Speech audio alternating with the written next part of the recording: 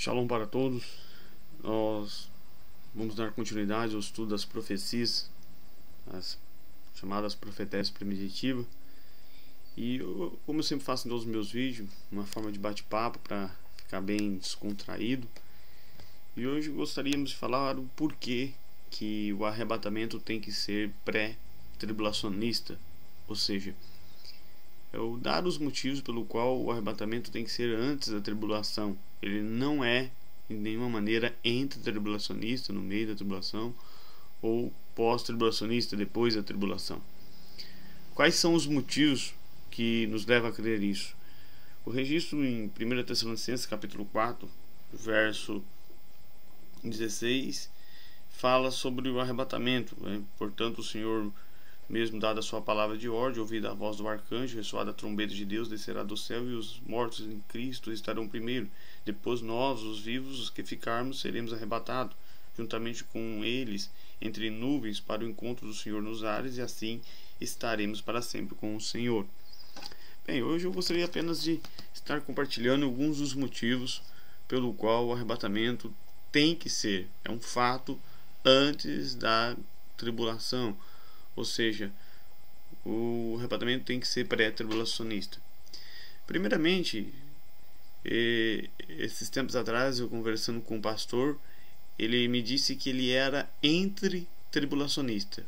Para aqueles que não sabem, o entre-tribulacionista é aquele que acredita que o arrebatamento vai ser no meio da tribulação. Só que este mesmo pastor que dizia que o arrebatamento ia ser entre-tribulacionista, ou seja, no meio da tribulação, pregava lá no público que a qualquer momento Jesus Cristo pode voltar. Isso é uma contradição. Porque se o arrebatamento for entre-tribulacionista, ou seja, no meio da tribulação, Jesus Cristo não pode voltar a qualquer momento.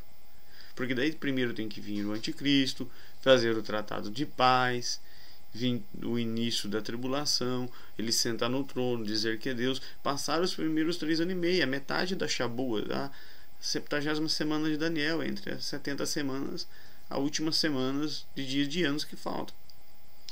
Uma outra colocação muito importante é que quando eu digo que o arrebatamento vai ser no meio da tribulação, ou quando o arrebatamento vai ser no final da tribulação, eu deixo de esperar a Cristo e começo a esperar o anticristo. Porque daí o anticristo tem que vir primeiro. Eu, como cristão, servo de Jesus, eu não espero o anticristo. Eu espero a Cristo. Jesus Cristo mandou nós aguardarmos a Ele, não o anticristo. Aqueles que acreditam que o arrebatamento é no meio da tribulação, eles estão esperando o anticristo e não Cristo. Isso é uma contradição. Eles tiram a expectativa da volta iminente de Cristo. Não sabemos o dia e nem a hora, mas nós temos certeza que temos que estar preparados para todo momento e vivermos a cada dia como se ele fosse voltar. Nenhuma profecia tinha que se cumprir antes do arrebatamento. Ele foi iminente desde o dia que o Espírito Santo desceu na terra. A qualquer momento, Paulo mesmo diz: nós, os vivos, os que ficarmos, seremos arrebatados. Ele acreditava no arrebatamento iminente. Uma outra colocação simples, se você ler Mateus 24 na parábola da figueira, você vai ver que o Senhor Jesus Cristo está dizendo que nos dias anteriores à sua vinda para arrebatar a igreja, o povo estará comendo, dormindo, casando-se, dando-se a casamento e não perceberão.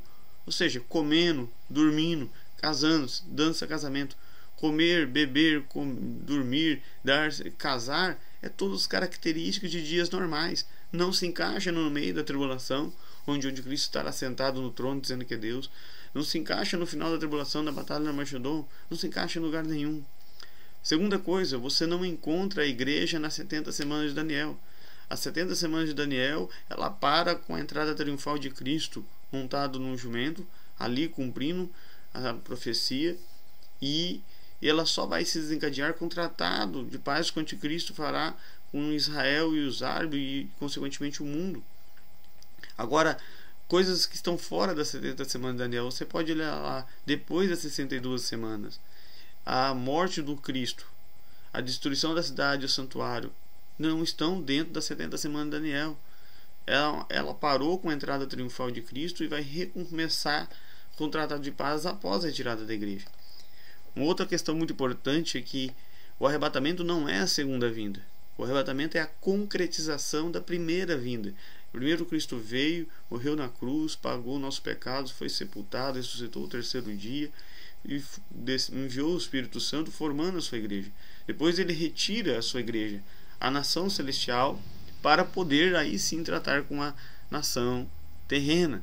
Então, claro e objetivamente, o Senhor Jesus Cristo nos mostra que o arrebatamento é a concretização da primeira vinda, onde ele busca sua noiva, e aí sim para a segunda vinda.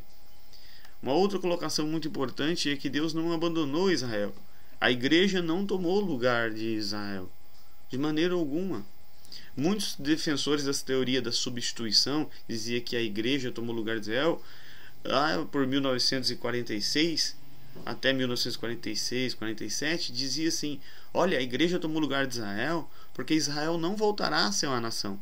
Existe até livros descritos por que Israel não voltará a ser uma nação. Então o principal argumento da teoria da substituição era esse: olha, a igreja tomou o lugar de Israel porque Israel não voltará a ser uma nação. Quando deu no dia 14 de maio de 1948 que Israel voltou a ser uma nação, a vez dessas pessoas da teoria da substituição reconhecer o seu erro, eles continuaram a cegueira espiritual dizendo: olha, Israel voltou a ser uma nação sim, mas não tem nada a ver com as profecias. Sabe, isso é uma vergonha.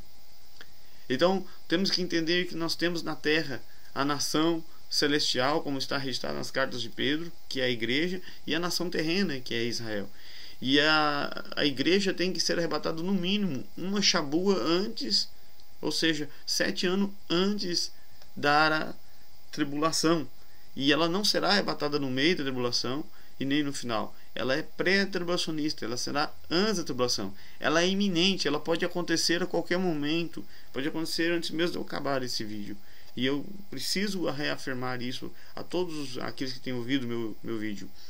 Dizer que o arrebatamento vai ser no meio da tribulação, o entre-tribulacionista, o pós-tribulacionista, é uma cegueira escatológica muito grande. E pense bem, se o teu pastor, o teu líder religioso tem esse tipo de cegueira escatológica, quais são os outros tipos de cegueira que ele deve ter e você não percebeu? Se você é um pastor, um líder religioso, tem esse tipo de cegueira espiritual, se consulte a si mesmo, se pergunte quais são os outros tipos de cegueira que eu tenho, porque isso não é uma pequena cegueira, isso é uma miopia grave, gravíssima, e deve ser tratado. Que Deus abençoe a todos e que o Senhor Jesus Cristo, o Matias, o Yeshua, o Deus de Israel, abençoe a todos com esses vídeos. Amém.